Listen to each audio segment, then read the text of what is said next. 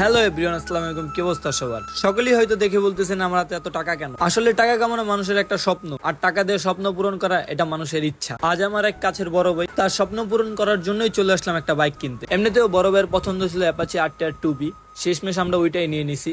আপনাদের দেখানোর জন্য ডিসপ্লেতে কয়েকটি ফটো দিয়ে দিচ্ছি।